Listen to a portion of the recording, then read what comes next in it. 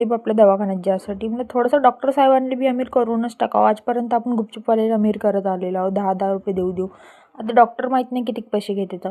पण इथं आलो तर होतो, पण डॉक्टरांचा काही आता पताच नाही होता. आम्हीच ते 1 घंटा पहिले येऊन बसून गेलो होतो, कारण आम्हाला वाटलं की लवकर येईन बा म्हणून. मग मी म्हटलं डॉक्टर माहीत नाही का खायला मनाई करते का नाही. तर मग माझा भाऊ म्हणते चल म्हणते आपण नूडल्स खाऊन घेऊन म्हणते तोपर्यंत. मी म्हणलं ती गोष्ट तर बरोबर आहे, खाऊनच घेऊन म्हटलं मग माहीत नाही खायला भेटते की नाही.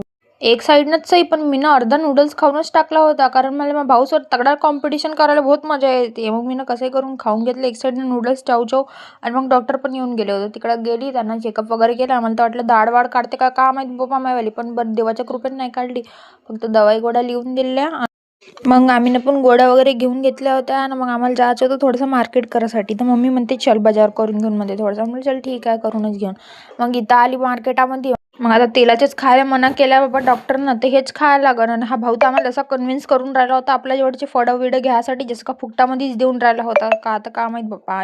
आणि आज तर मी अख्खा मार्केट घुमवून टाकला. मला मम्मीनं मी कोणी पाहून घेतले मार्केटचे जे मी कधीच नव्हते पाहिले होते. जिथे 2 रुपयांनी स्वस्त भेटन ना तिथं घेऊन गेली मम्मीनं. आज आम्हाला काकू 3 वेळेस दिसून गेल्या आणि मला आशीर्वाद बी देऊन दिला होता. माहित नाही आता का होते आणि का नाही. तर चला बाय बाय, भेटूया नेक्स्ट व्लॉगमध्ये.